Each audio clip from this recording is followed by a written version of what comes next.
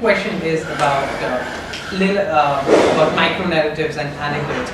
Now, most of your work on cognitiveedge.com is about micro-narratives and anecdotes. Can you tell us a little more about it, or maybe a 101? I think there's a big difference between a story, which is a performance story. Performance story? Okay. So those of us who teach a lot, we tend to develop full teaching stories.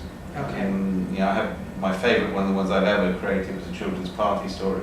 Okay. And we've now got, that's on YouTube as well if anybody wants it, right? Mm-hmm. And the whole point about that is it's a performed story. It's been gone through multiple tellings and retellings. Mm-hmm. It's designed to convey a complex set of ideas in an amusing and compelling form. Mm-hmm. Now, most day-to-day narrative is not a story. Most day-to-day narrative is a micro-narrative or an anecdote, the substitutional terms. Mm-hmm. If you transcribe people's water cooler conversations, their conversations over a beer, their conversations in the checkout queue of a supermarket, transcribed, they're never more than 1 or 2 paragraphs. Absolutely. And generally in conversation, we don't let somebody talk for longer than that anyway. So the day-to-day discourse of life are multiple narratives, or micro-narratives. And those micro-narratives form a filtering device through which people see or view the world. So the stories of your family, your society, your country, the micro-narratives, start to pattern the way your brain functions, so it determines how you perceive things. So my interest is not in the organisational storytelling movement, which I think has major issues both in terms of practice and ethics at the moment, that a lot of its practitioners are not addressing.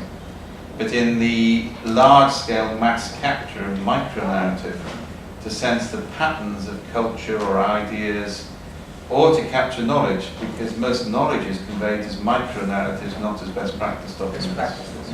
And so that's the interest. It's just a very pragmatic, human beings have evolved to swap and exchange micro-narratives in order to convey knowledge.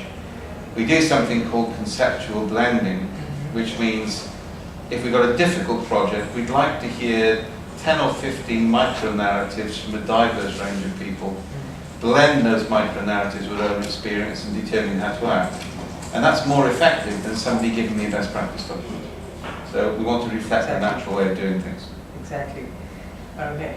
That's really interesting. And you should check out, that was the children's story on YouTube? Children's party story. The children's party story, and that is the next video that you should check out on YouTube.